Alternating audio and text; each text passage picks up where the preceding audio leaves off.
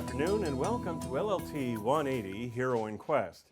I thought that I would begin today by asking for any comments, rude, polite, or in between, you may have to make on my necktie today. I am rocking a really outstanding necktie that seemed to find me this morning as I was getting dressed. Any questions or comments on the necktie? You said you knitted it. You said you're gonna. I say a lot of things. It looks like oingo boingo. It looks like oingo boingo. Any other comments on my necktie? It makes me what? It matches your palette. Yes, Sammy. I believe it's a little Aztec-y. I like it. Aztec-y, I like it. Actually, this necktie did find me today, and I'm wearing it. It's very catabatic in honor of my dear friend Ted, who left this life a year and a half ago. He died of a cancer of so odd they didn't even know where it originated. And this necktie was a gift to me from Ted's widow, Krista, who is also a dear friend. We're in the Widows Club together now, saying this necktie just always, made me faintly uneasy. And when Ted passed away, I tried to think of who I could possibly give this to. And then I realized there is one person who could rock this almost as much as my late husband can, so here, please wear it sometime. I'm also wearing it because it kind of exemplifies, like the point of this whole bleeping class, which is never going to make anybody in this room rich, least of all me. It might make her rich. Okay, well, Sam will become independently wealthy once she gets done being a lesbian. Or a temporary fake lesbian.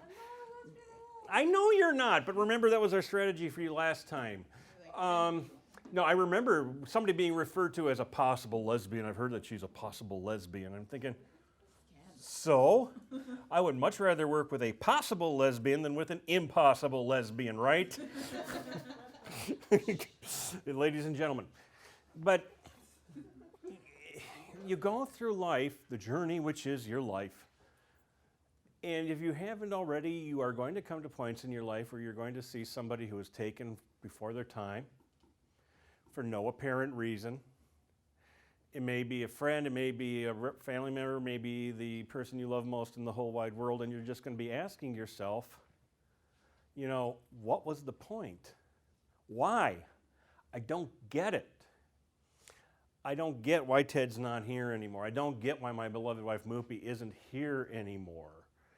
I'm wearing the necktie today because it reminds me of Ted and reminds me of Moopy and reminds me to remind you that as you go through life and you hit these spots where somebody just goes for no reason or it's just unfair or you can't piece together just why this is happening, it's just become unreal and even faintly hellish. People have been there before you. And they have passed along their stories and their paintings and their songs and their movies and all sorts of catabatic remembrances of what you can do to get yourself sane again, or at least partially sane, when for no reason at all you lose somebody you love very much. When my beloved wife and I first got our pup Eefy in 2003, we brought her over to Ted, who was a veterinarian, and Eefy the dog just took to her immediately. Said, "Don't leave. I don't want to go home with those two idiots. Keep me here. Keep me over here." And Ted and I got to be good friends so fast, it was unbelievable. It was so bad that my wife would put a gag order on me when we went over to the vet. Because Ted and I would start talking baseball or music or crap, and she would say, "We're here for the dog. We're here for the dog." And she would step on my foot and elbow me in the ribs just to make me shut up so we could let Ted be a veterinarian. I can't go down to the underworld to get him, but I can miss him all the days of my life. And so when this necktie jumped out at me, I thought, well, what the hell? I'll wear it to class today. And then I will put a smile on my face and be happy. He said, Ted taught me one thing is carpe diem. As it said on the program at his funeral, he said, life is like a bone that you chew on and your job is to suck all the marrow out of it. So, with that having been said by me, I propose we suck all the marrow out of something that's even more of a catabatic experience, our next test.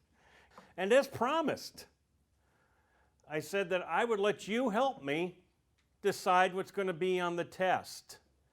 And now I need somebody with neat handwriting. Do you have neat handwriting, Jenelle? Okay, to write down all of my brilliant thoughts.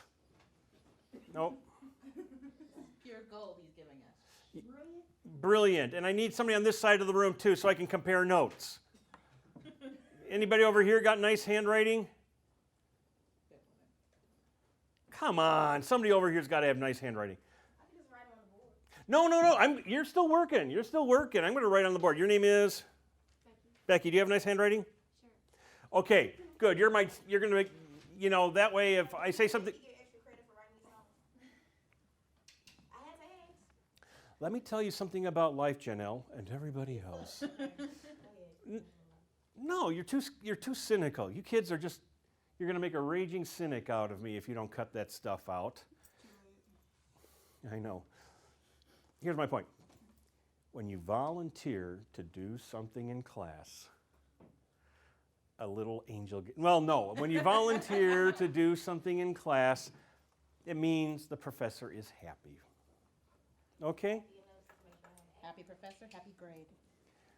The woman speaks truth. Okay. Now, here is what's going to be on your test. Identifications. I feel like I'm playing Jeopardy. Identifications. Okay. There will also be matching. Okay. There will also be short answer. But I think I already told you what the short answer was going to be. And then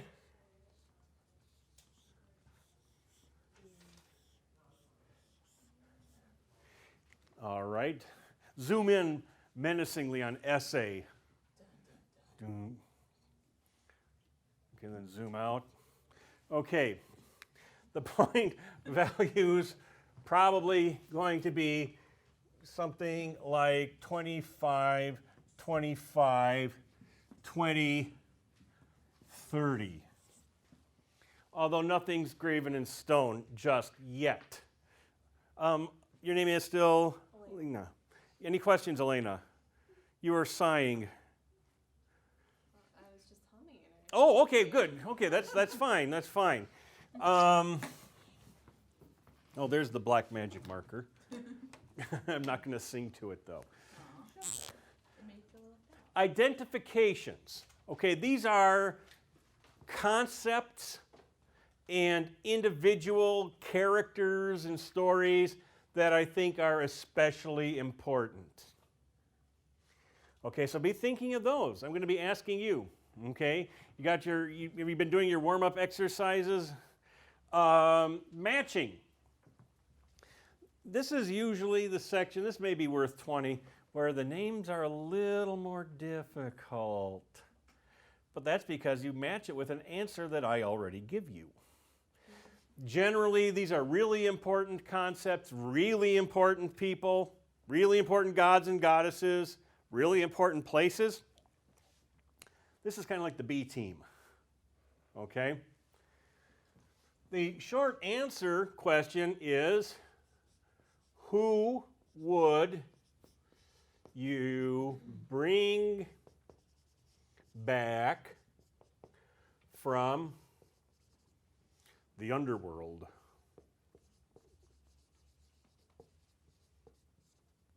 I like that. Plus, why? Who wanted to bring Bon Scott back? Are you here? Okay, your name is still? God bless you. Dan. You can't put down, well, you can, but only if you want to receive a bad grade. I want somebody with some redeeming social value, not somebody who's going to teach us how to puke oneself to death, because we don't need that. Okay? I'll be up here taking nominees in a little while, for those of you who don't already have somebody in your head. But this should be a pre-canned one that shouldn't take you any time. You should be able to walk in and just barf that one out. You're going to be doing some guessing here, all right? And then finally, essay question. there will be a choice of two. We'll decide what the choice of two are. We will work on these two choices together. I am not going to give you the exact wording of the two. That's for me to determine, to twist as I see fit. But basically what you're going to do is spell out two alternative essay questions that you should be able to answer. Work on one, you do the research for one, you should be ready to answer it pretty well in 2 days. Okay, pause for a question up to this point. Lay? No. Okay, Bethany, a question? I'm trying to be really clear and upfront about this. Go ahead, Devi. It's not specifically about the test, but do you think that you'll put a little information about frogs and Cupid and Psyche? Yes, and yes. That's the point. It's all going to be on there. It's going to be on there to whatever extent we determine today, but yes, that's part of the idea. Most definitely so. Good question. We'll answer it by me. Other questions? No, ask me. I've got more letters after my name, Sammy. Oh, she said frogs, Cupid, and what else? Psyche. Thank you. Yes, and your name is still? Courtney. I knew that, Courtney. Go ahead, Courtney. No For the offense. short answer, for 20 points, how much content are you looking for? Are you paragraph, couple paragraphs? Good question. Well answered by me. You answered it last time. I'll answer it again. What was my answer last time? 2 to 3 good paragraphs. Oh, not even 2 to 3 good paragraphs for this short answer. The essay's worth 30. The short answer is worth 22 tops. Okay? Huh? The essay is going to be longer. The essay is going to be 3 or 4 paragraphs, I would guess. Okay? But please keep in mind that I have been called many bad things during the course of my 41-year college teaching career, most of which are absolutely true. I have never been called one of those professors who makes you guess what's going through his mind when he's making up the exam. We're going to go over what we've covered in the previous unit today, talk about which ones are more important and should be over here, which are less important, which should be over here. And I want to do this in the knowledge I want you to understand that if for some reason there's a question on the test that everybody bombs, I'm not going to automatically assume, what a bunch of darn idiots. Maybe I phrased the question wrong. I've done that. Or maybe I've not done as good a job as I should have of teaching you something. Once or twice in my past 39 years of teaching college, that's happened. Okay? So you can put down on your notes, those of you who are that I am scrupulously fair. I'm a lot of other bad things besides, but I'm not one of those. Okay, other questions. I just finished telling you what a great guy I am. And I believe it. Okay, identifications. Remember, the identifications are pretty important. I'm going to say there's probably 5 identifications, maybe 4. Then I can't, well, no, if it's 4, then it can't be 25. Well, I'll worry about the math later. I'm going to make it 4. And let's make this 28. Ha! And let's make this 22. Each of these identifications is going to be worth 7 points. Do I want you to say 7 things? No. General rule. 3 or 4 important facts which describe a person, a concept, or a place. An example from classical civilization. If you're to define Plato, you don't put down Greek homosexual philosopher. He was all 3, but duh, he's a philosopher. Duh, he's Greek, and who cares if he's gay? If I were doing an identification, a 7-point identification for Plato, I would say close friend and disciple of Socrates. Everybody thought he was dumb because he was big and brawny. Plato means wide-shouldered in ancient Greek. And after Socrates died, he wrote down all of Socrates' dialogues more or less from memory. That would be 3 good ones about Plato. Just the same with Gilgamesh. Gilgamesh is too big to be on here. Gilgamesh is an essay question. You don't put like Ishtar, goddess, horny, bitch, okay? For one thing, she's so much more for that. And for 2, if you use the B word on the goddess Ishtar, you may find yourself falling in love with a box of Bavarian cream donuts in front of everybody. Yes, your question. So are you saying we get to pick the 4 things that we... No, not the 4. I'm going to put 8. You're going to pick 4 out of the 8. Oh, like you're going to give us 8 on the test and we pick... I'm on your jack, right? You were sitting back there before. You've sat as far up as the first row here. You're doing this to mess with my head. No, you should have owned it. You own it. I own my hair. It's still there. It still popped up. You know what? As my beloved wife used to say to me, at least the hairs that are gray and sticking straight up are still in your head. Okay, who wants to name some possible identifications? Important characters, important concepts. I'm the final judge, but okay, and I should probably write these in black, right, Rich? Although we're probably going to have this really excellent graphic that's going to flash up. We may not even use this footage at all unless you people get really more interesting really quickly. Okay, Enkidu.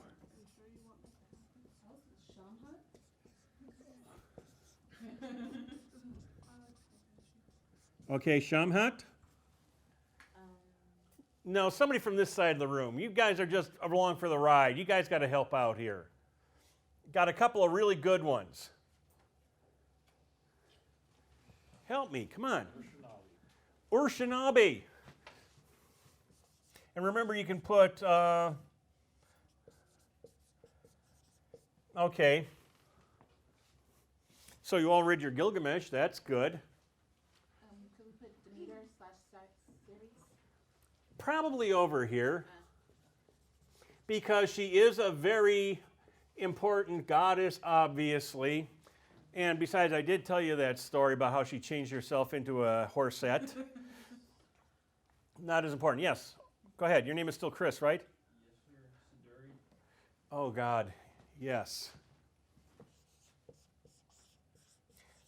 Remember, you can also have concepts and stuff like that over here. Yes, your name is? Sierra. I knew that, Sierra. Go ahead. The liminal experience. Oh, God. Liminal experience.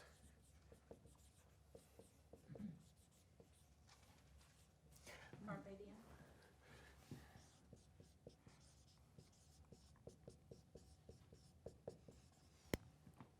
Keep going. You're on a roll.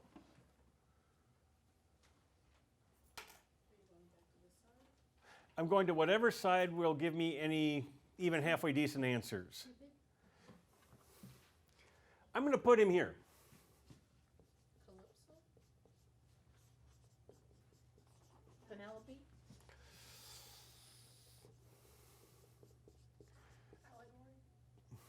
Ooh, who said that?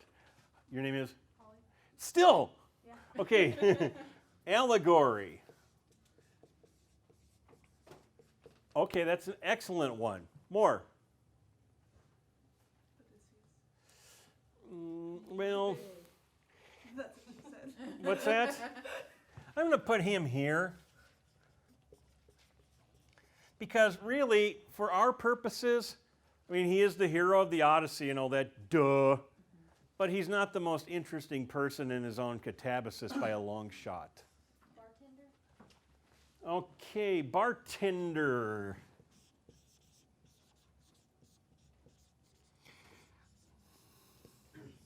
The bartender figure is a definite possibility. Nice one. Yes? Sisyphus. Yes. I think but you know, he's still good. He belongs on the test. I like him. He cheated death. Pardon? Can't hear you. Peninsula. Same thing. Okay. Yes, Tyler. Huh? Venus. You got it. Maybe heroic code? Ooh.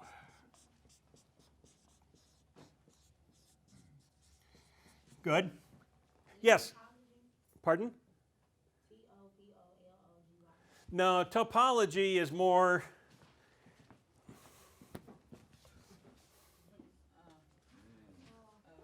Well, you should be honored, Jenelle. You said a word that is so important that it's an essay. Sierra, did you have one?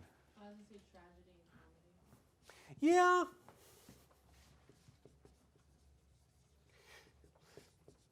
It might be that tragedy or comedy might be a big one on the next test. Go ahead, Taylor.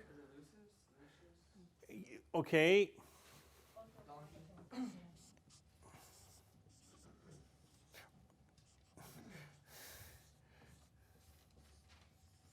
Ass Lucius.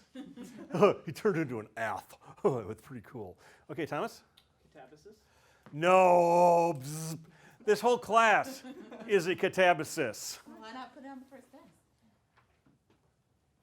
Define what we're getting into. Pardon? Not so interesting. That's background because it's too long to spell. Anthropomorphic. Sacrificed man figure. Okay, and I'm going to write down the other ones. Figure.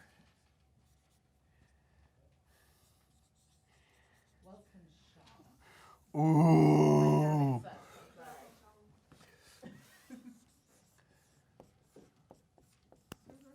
Hang on. You giving you too much? Yeah, and see, that's why I want to have two people write this down. Okay. Weltasham. Welt. Weltasham. Together. Welt. Ad. It looks like what's in the Well, it's German. Here, I'll write it in nicer letters over here.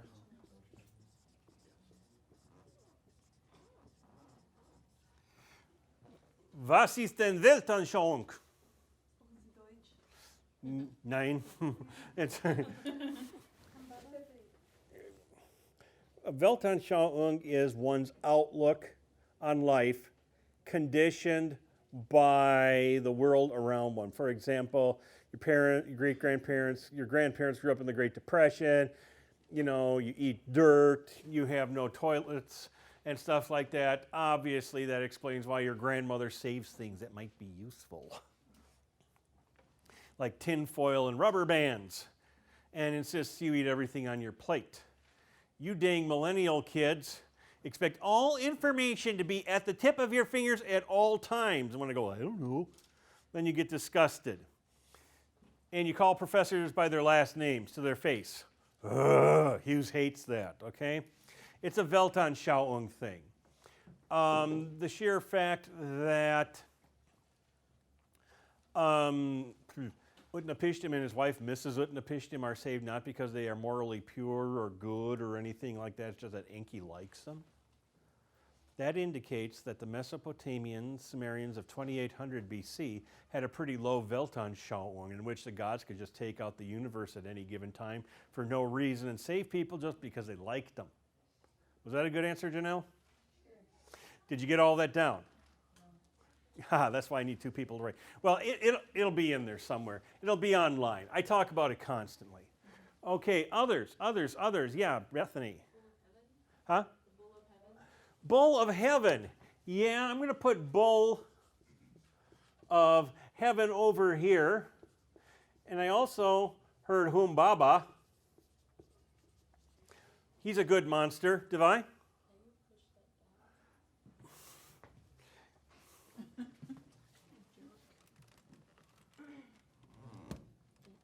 You're welcome. Bless you. Okay, yawning dude. That was one of the all-time great yawns I've ever seen. You put me in a coma with that yawn. What is your name? Asher. Asher, what do you got for me?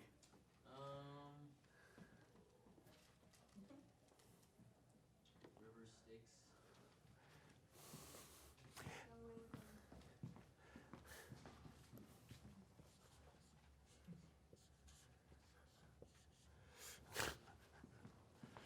Excellent answer.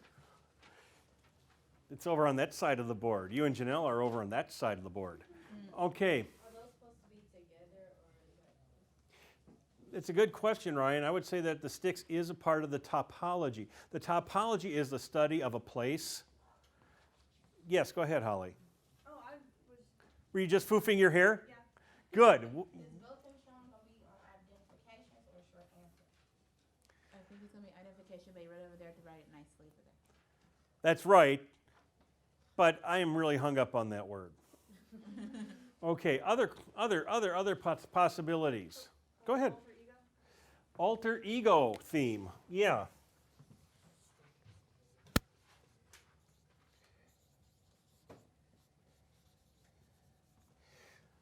Yeah, that's pretty important. God bless everybody who sneezes for the rest of the class period. Got it out of the way. Okay, Jackson, what do you got? You've been strangely silent. Dionysus.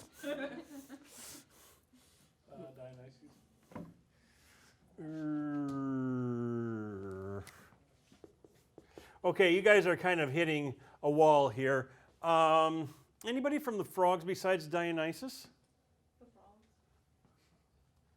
Rest of the 10.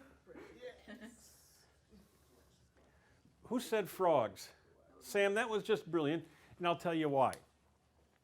Because if frogs were to appear on the test, and you were to write something like the comedic chorus of Aristophanes' play, that would indicate to me that you know a little bit about Greek comedy.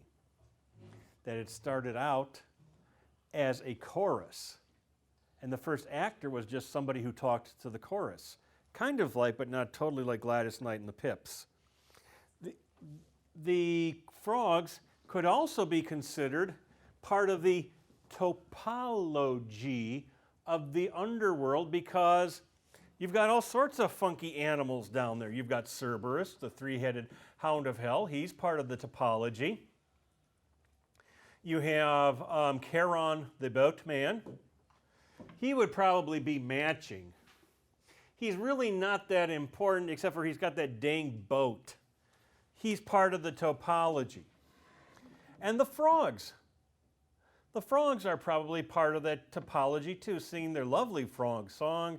Brekkekekex, coax, coax, brekkekekex, coax, coax. Yes. Ask Mike Boyle about the time I had him and his 3 ancient Greek classmates sit up on the desk and sing that while I taped them.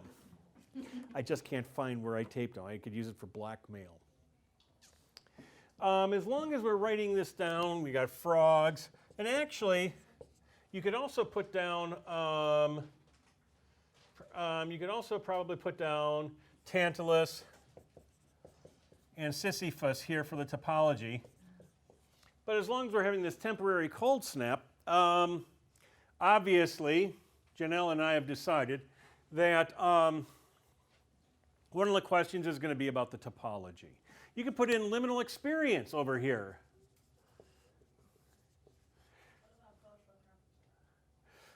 Ooh, you're just determined to get that public affairs thing in here. I was just asking, I was just going through my enemies with my notes and just working out words. I can pass this thing. I respect your candor. Question? Oh, Spidey's. Nah, he's not. He was just one of my teenage heroes. No. And the cultural competence, I think it's a good question.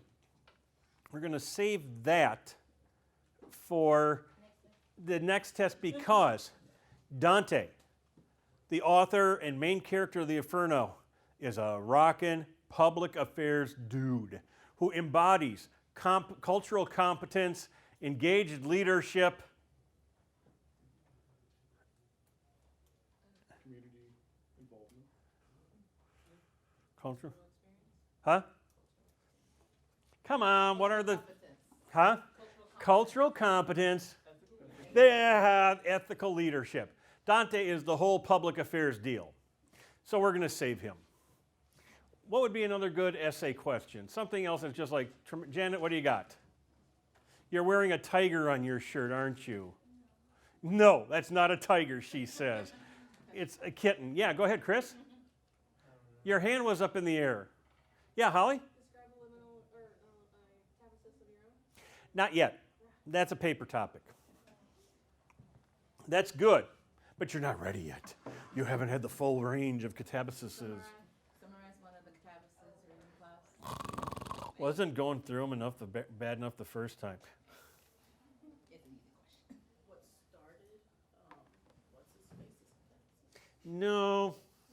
What's his face? That's very, very. Gilgamesh. No. How was death seen?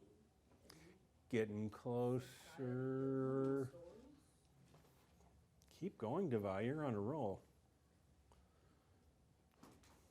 How about It's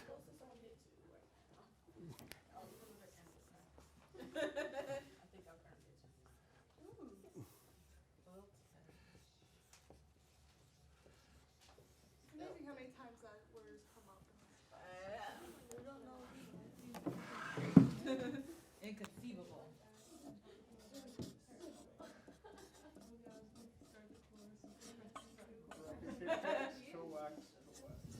Inconceivable.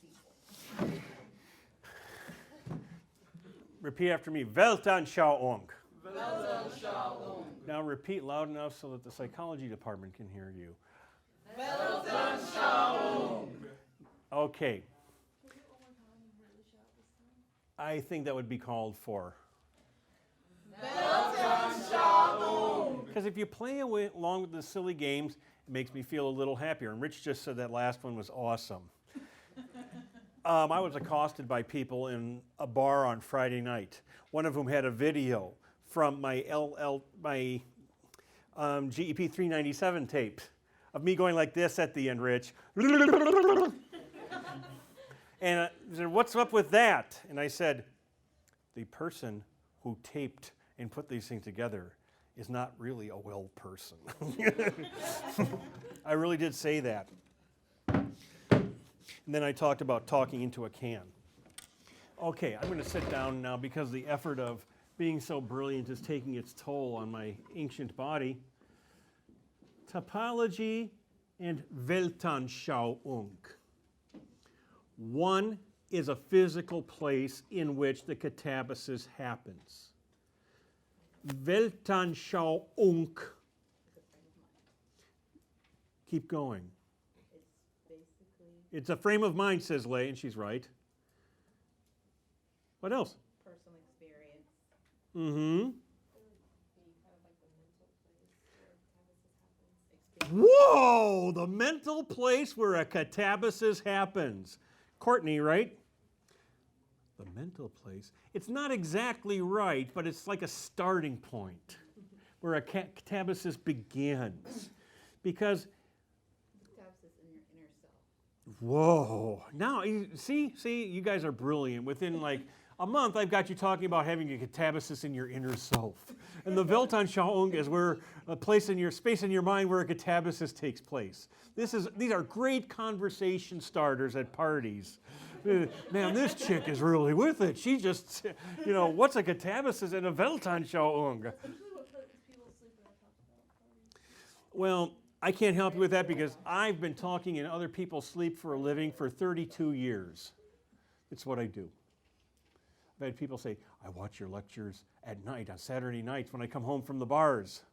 I tell them, that's sad. That's kind of creepy. No, that's funny, really funny. Shouldn't you be out catching STDs or something like that on Saturday night? Which is what I expect you to be doing. I sure wouldn't be watching me on TV if I were young. Well, here's my point. One of the questions is going to concern Weltanschauung. One of the two is going to consider topology. The Weltanschauung question is probably going to ask things like, talk about what motivates the heroes to go on their catabasis. How does this represent the Weltanschauung of the time? You look back And you see that Gilgamesh goes on his catabasis because he is jarred by the death of his friend Enkidu. Much as I was jarred by the death of my friend Ted a year and a half ago. You have to understand, I believed firmly that my wife was going to make it. I had a sneaking feeling Ted wouldn't. And so, it's Gilgamesh's response to his own mortality. It starts out as a roaring, action-brawling figure with the bull of heaven and humbaba. And it ends with our burly hero as somebody who has the look on his face of somebody who has traveled a long way. And who, even though he hears Carpe Diem, sees the day, the bartender tells him, you're never going to live forever. He keeps going because he has to. That's what motivates Gilgamesh, in my humble opinion. Feel welcome to argue. Feel free to argue with me. Why does Odysseus go on a catabasis? Go back to his wife. Yeah, that's it. He's not, as a matter of fact, he's not even that torn up about what happens to you after you die. Even though his mom, Anticlea, tells him, the body burns up, the soul lives. The body burns up, no more fun, no more pleasure, no more food, sex, drink, sleep, whatever, exercise. It's not a pleasure. But the soul just rattles around like a baby in a beer can. Well, that's nice, Mom, but I was just looking for directions home to my beloved wife, Penelope. Whatever you want to think of Odysseus' fidelity to Penelope, your call. My take on it is that Odysseus already knows what's going to happen to him after he dies. He knows that it's not too pretty. He was looking for directions. He learned a lot of really good stuff, but the thing that he still knew most of all when he came back from his catabasis is he wanted to get back with his wife. The frogs. What's the point of the catabasis in the frogs? Somebody help me. Your name all the way in the back is? Travis, right? Trent. That's pretty close. Begins with a T. Trent, tell me. What's the point of the catabasis in the frogs? For Dionysus to bring back one of the two One of the two poets. Yes, yawning dude. What's your name? Trevor. Do we have a Travis here? Okay, you three must sit at least. We're not going to have Trent, Trevor, and Travis. Trent, Trevor, Travis, Trelfaz, and Tiresias sit next to each other ever again. Why else does he go down there? Why does Dionysus go down there? This is almost too easy. To make people laugh. It's a joke. It's a comedy. A god going on a catabasis? Usually it's some action hero going down on a catabasis. You don't put Prince in Rambo 4, the early years or anything like that. You know, Die Hard starring Prince. I disagree. That would be an awesome comedy. Eep. I mean, I would go to see it myself, but then I was on the ARC trainer last night, and I found myself watching X-Men: The Final Stand. A movie I wouldn't watch at gunpoint normally, but you're hitting about the 800 calorie mark. You just want to keep your legs moving because you're old and fat. It gets fairly interesting. I mean, I didn't know Sir Ian McKellen was reduced to acting in those movies or anything like that. So I like the idea of Prince going, ah! Oh, I was busting a move. You really didn't want to see that. But my point is that, you know, Dionysus, the little purple drunk god going down there asking Hercules for direction, it's all a joke. It's all a joke. And what's the point behind the story of Cupid and Psyche? She just wants her love back. Somebody over here. Your name is what? Jesse, what do you got?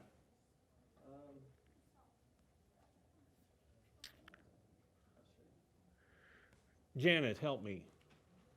What's the point of that story?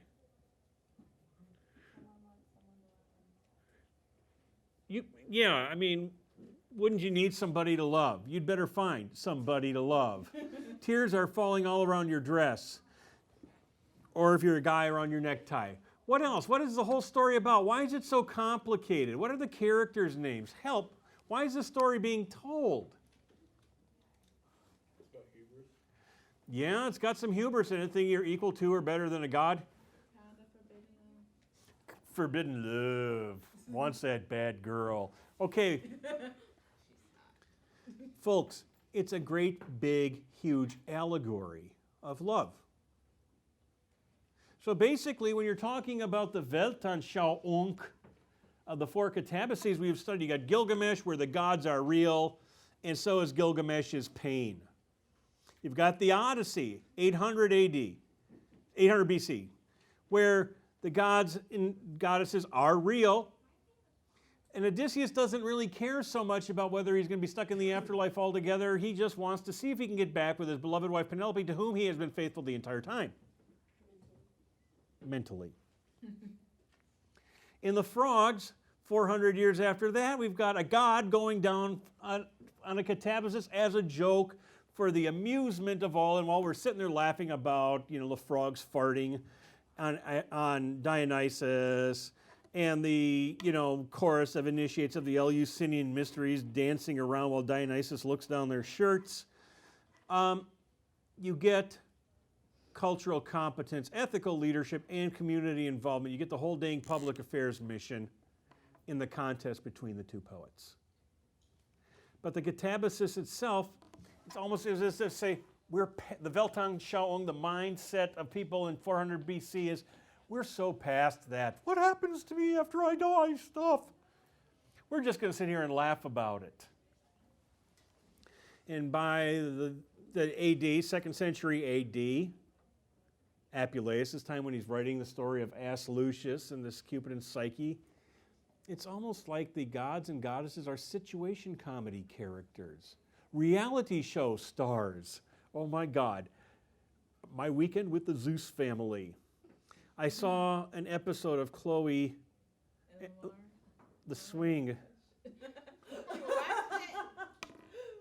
I watched it. I watched Chloe and Lamar and The Swing. I did this in an attempt to find out what sort of things my students are interested in. Let me say, folks, I was revolted. I was too, but I had no choice because somebody was watching it on the TV. Yeah, I was watching it. Girls got to do what a girl's got to do. My point being that a girl's got to do what a girl's got to do. I would know. It's the Weltanschauung thing. If, I don't know how that fits in, but, Venus and the Ceres and Jupiter and all of these other gods and goddesses, by the time that Homer's time, you didn't just stand up there, ha ha ha, Jupiter, Zeus, you just turned yourself into an eagle to chase some little boy around. Which he did.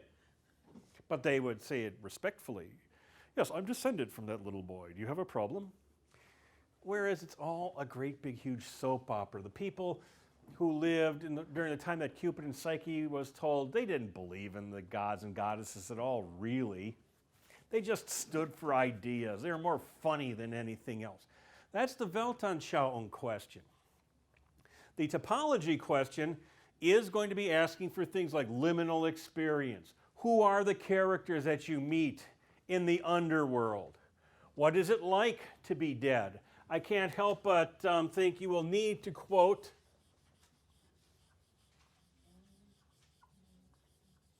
Anticlea herself is probably not important enough for an identification, but she's too important for the matching.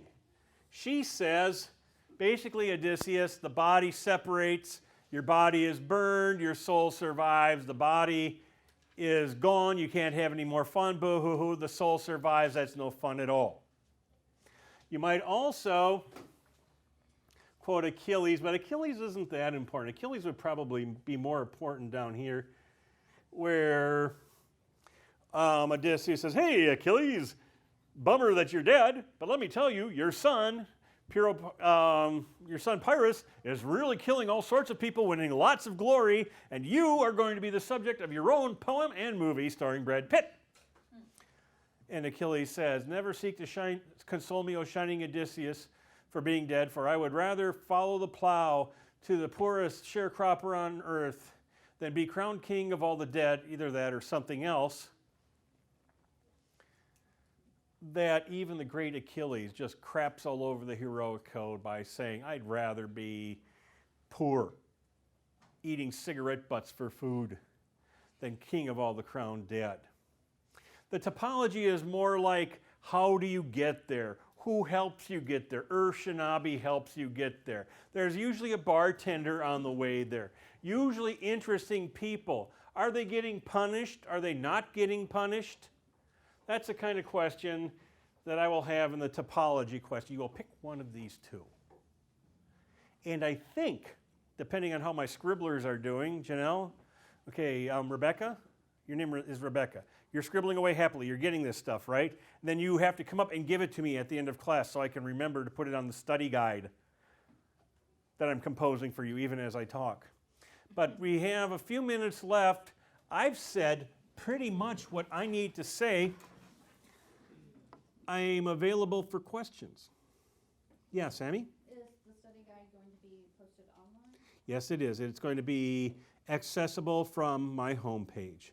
I expect to get busy on it this very evening. Yes, go ahead, Sierra. So for the essays, if we just know one really well, that's the one we can answer, we don't have to know the other one. How excellent. Would you say that a little bit louder? So, Because I'm microphoned, you're not. So if you know one of the essays really, really well, then you just have to answer that one. You don't really have to focus on the other one. Correct. That's the point of having a choice. Focus on one, you don't have to worry. That's not to say that bits and pieces of the other one won't show up on the test, because they will. But you're right. The idea is that instead of sitting around the night before the exam going, oh, I wonder what he's going to ask, you can pick one of the two. Okay, yes. For identifications, you're going to pick 8. Eight will appear. You will select 4 out of that 8. so for matching, is it going to be about the same thing? No, there'll probably be 10 matching or some 10, 11 matching. Yes, question. That was my question, imagine. That was a good question. I answered it. Yes, Taylor. The second essay, do we have to use examples of all the stories or just one, or what would you say? When you are taking any examination, Taylor brings up a brilliant question, and I am going to give it an even more brilliant answer if that's possible.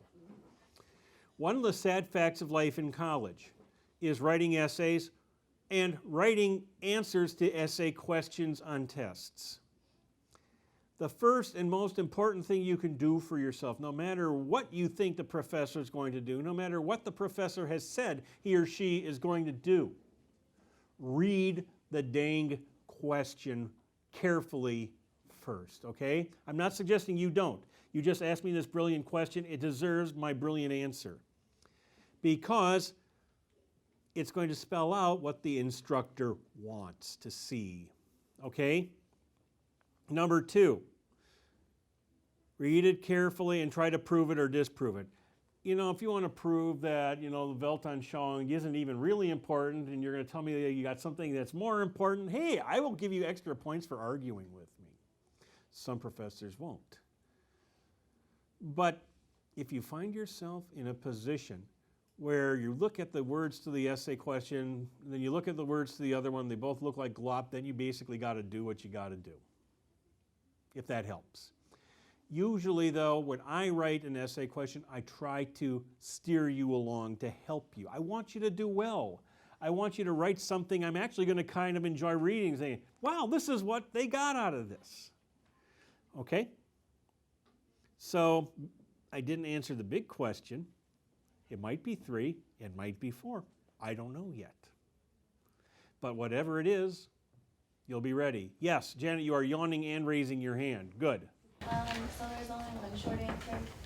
There's only one short answer. It's mandatory, but I told you what it was. Yes, Jackson. Does it have to be someone like a poet or a musician, or can it be? Any quote unquote cultural figure will do. I just don't want somebody to put down, I want John Wayne to come back. No, you don't. I want George Patton to come back because he'll do it right, or no. Okay, how's that? Other questions that I can help you with? Yes, Ryan. For identification, whichever ones we choose, we write down. Yeah, you should. Yeah, No, your point, I think what you're getting at any rate is, I try to give my students enough room to write answers out. I know some people who pride themselves on their ability to get a whole midterm exam on one piece of paper. No. No, you'll have as much space as you want, but yeah. That's a good question, I answered it. Other questions? Still have 15 minutes of class time.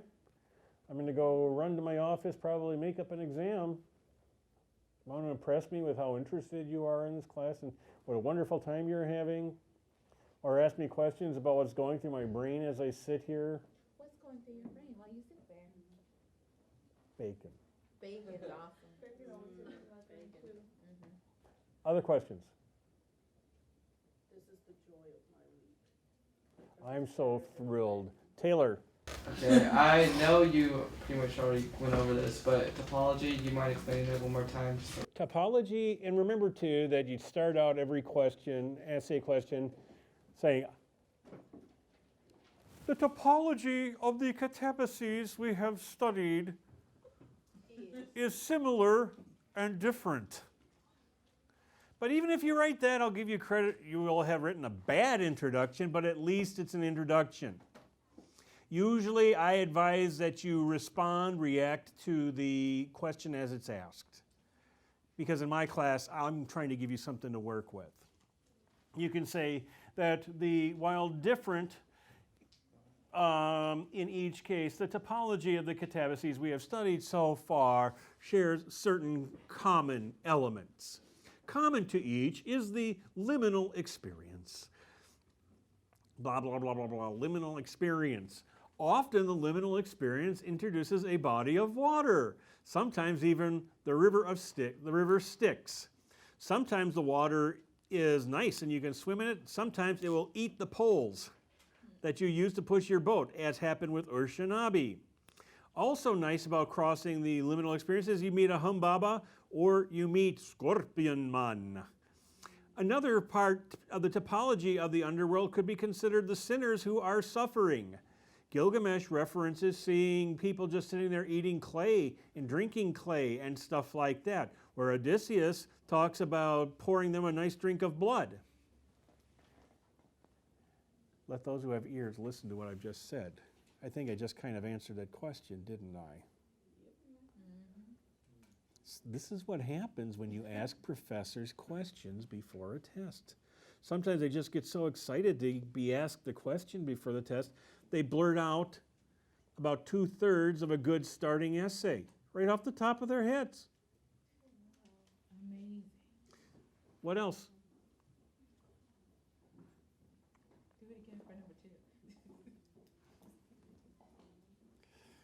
The German term Weltanschauung describes a mindset conditioned by a certain time, certain place, and certain cultural realities. The Weltanschauung of each of the 4 catabases show more significant differences than they show similarities. First of all, the Sumerians of 28 BC believed that life was nasty, short, brutish, and short. Then you die, that sucks even worse. And that nothing could make up for not living forever. Even Gilgamesh, when told that he'll never live again, refuses to believe it until he finally does come home and writes this stuff on the wall. He learns that the gods are not going to do anything good for him, that he might as well suck it up carpe diem. Odysseus, on the other hand, doesn't even care whether he's going to have to spend the rest of his life in this boring abode where nothing ever happens because he loves his wife so much. This shows a great advance in civilization because they blah, blah, blah. See? More questions. That was a perfectly good question. No. You have bacon in your pocket? I don't eat bacon anymore. Okay, other questions? Yeah, go ahead, Bethany.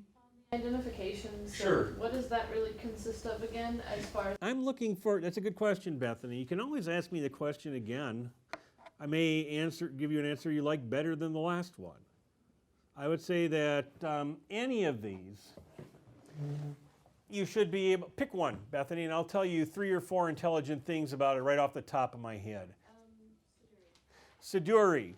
Okay, first oldest example of the bartender figure. Tends bar at the edge of the world. Tells Gilgamesh that he will never get what he's looking for, but is not believed. Okay? Part of the topology of the underworld. As a general rule, Bethany, you asked an excellent question. Don't write essays for these identifications. Make your 3 or 4 points and get out of there. Save your complete sentences and well-structured paragraphs for the essay question. That was a good question. Did I answer it okay? I like that. Yeah, go ahead. Is that you back there, Sierra? Yeah. Okay. So can you do those in like bullet points, or do you want us to do it in like 2 sentences? Bullet points are good. Bullet points, good. I mean, if you can, let's see. Urshanabi probably isn't good. Shamhat, I wouldn't do bullet points. Cupid, Venus's son, Psyche's husband, twit. Yeah, you probably have to tell me one more thing. Stands for the concept of love in the allegory. So yeah, bullet points work. Bullet points work. Other questions? Can we have bacon? No, I can't have bacon. You can't have bacon. Okay, Janet? So what would be 3 to 4 facts about the alter ego theme? Probably too many good points about alter ego theme is there are 2 people who are just like each other in almost, can't be completely, almost every way. Something bad happens to one, usually. And let's see. Oh, crap. Gilgamesh and Enkidu are a good example. How's about that? I liked her better when she just sat there and never said anything.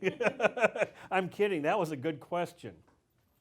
And also, really, the alter ego probably won't be on there because alter egos will become more important when we get to Kurt Vonnegut's Breakfast of Champions, where he's got 3 alter egos wandering around in the same novel. Okay, other questions? Okay, well, thank you very much for your cooperation. You will see me too soon.